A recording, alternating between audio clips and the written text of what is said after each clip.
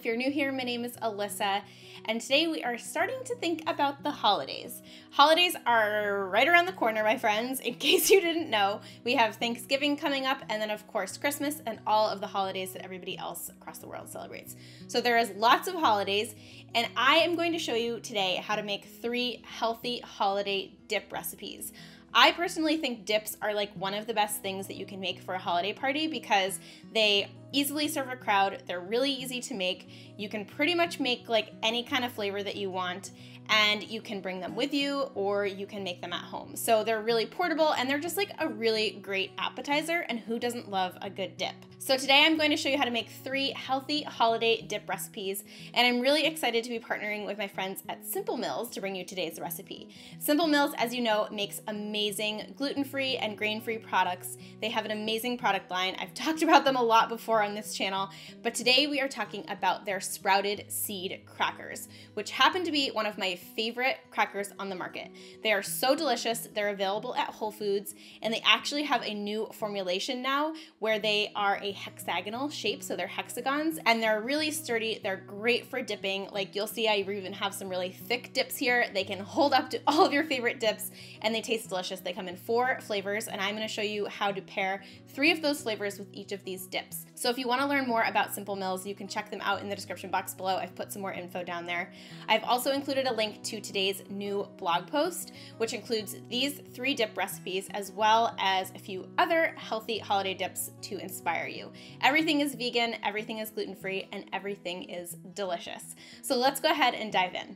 First up is the caramelized onion dip. We're going to start by soaking some cashews. So just add some raw cashews into a bowl or a measuring cup and top those with hot water. And you'll just set those aside, let them soak while we cook the onions. So for the onions, we're just going to use 1 whole onion, and you're just basically going to slice it into thin strips. So I half it, I slice it into thin strips, and then I halved those. So I had quarters of the onions. And then we're going to cook those in 1 to 2 tablespoons of olive oil or whatever sort of oil you like. You could also use water.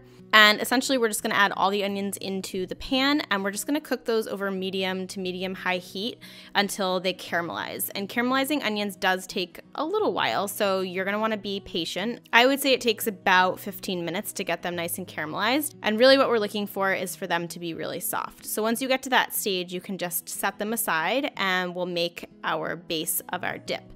So you're going to add the soaked cashews into a blender, as well as some nutritional yeast, garlic powder, smoked paprika, sea salt, tapioca starch, lemon juice, and top that with almond milk or whatever plant milk you want.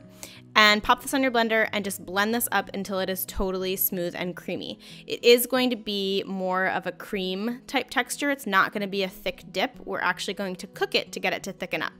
That's why the tapioca starch is in there. So just add this mixture into a pot, and you're gonna heat it on low heat and basically just stir it continuously until it starts to thicken.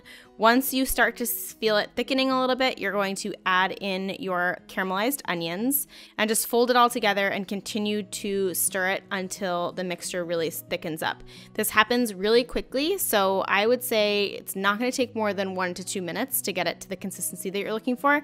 Really, you're looking for like a thick queso type dip, so this kind of consistency. And for serving, we are going to be serving this with the Everything Super Seed crackers from Simple Mills. I love this flavor. I really feel like it has a lot of versatility. It's got a little bit of spice from the pepper and the onion, and it's just so good, and it pairs really, really nicely with this dip.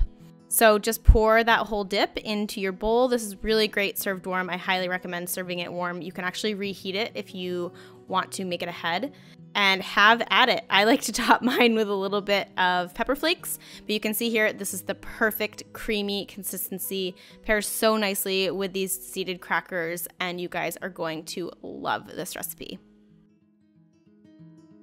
Next is our pumpkin hummus, and we're going to start by adding a can of drained and rinsed chickpeas into our food processor. Follow that with some pumpkin, some tahini, olive oil, lemon juice, some honey, salt, and pepper. And we're basically just going to blend this up until it is smooth and creamy. Now, if you want to make this vegan, you can omit the honey and you could use maple syrup in its place, but the honey pairs so nicely with the pumpkin and the sage that we're going to add.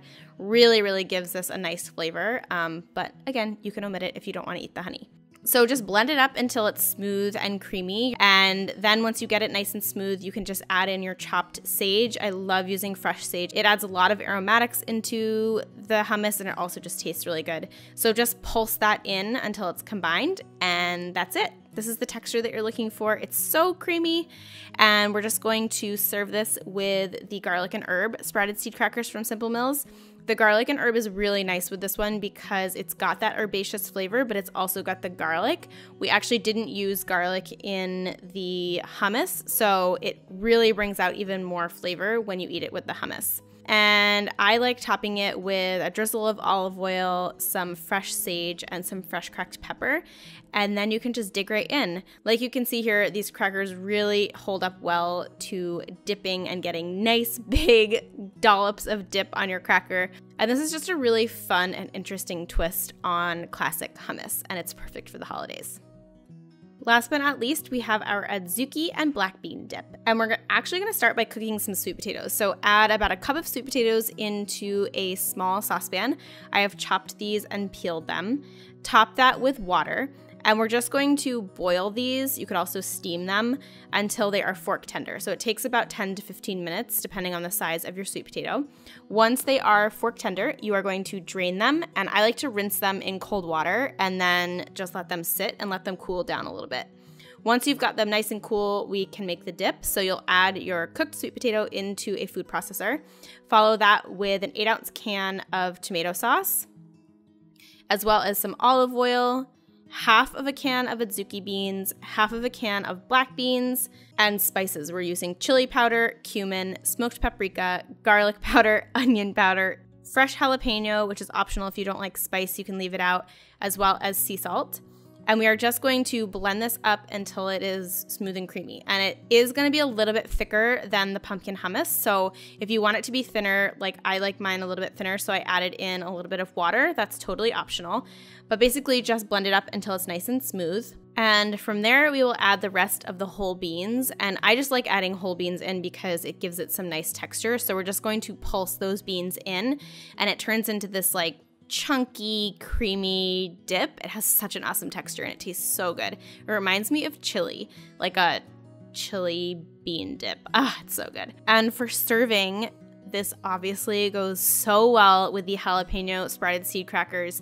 If you aren't a fan of spice, you could serve it with the original ones, but the jalapeno is so good. It has a really nice kick, not too spicy, and it's got like salty, it's crunchy, and it just pairs so nicely with this dip. And once you've got your dip in your bowl, you can of course just dig in. This dip actually also does taste great served warm, so it can kind of be like a warm chili dip. Cold, warm, whatever you want, this dip is delicious. And there you have it, my friends. I hope you enjoyed today's recipes. Can't wait to hear which one you're excited to try first. I honestly have a really hard time picking. They are all so delicious. They're all really different, so you can kind of like cater them to whatever crowd you have coming over or you're going to. I don't know though, that caramelized onion dip is so good. Either way, you gotta try them all because they're just delicious. I also, of course, want to thank Simple Mills again for joining us in today's video. Don't forget to check them out in the description box. I'll leave a link to where you can purchase the crackers. They are available at Whole Foods, and guys, they are so good. And like I mentioned, I also have a blog post that goes along with this video that includes these recipes as well as a few others for inspiration, so don't forget to check that out as well. Otherwise, I just want to thank you for being here. As always, you guys are the best. I wish you a healthy and happy start to your holiday season. I hope you hear a lot more with a ton more holiday stuff coming your way, but this is a great kickstart. Dips, everybody loves dips. So thanks so much for watching. Don't forget to give this video a thumbs up if you enjoyed it. Subscribe if you are not yet part of our community, and I'll see you guys in the next video. Bye!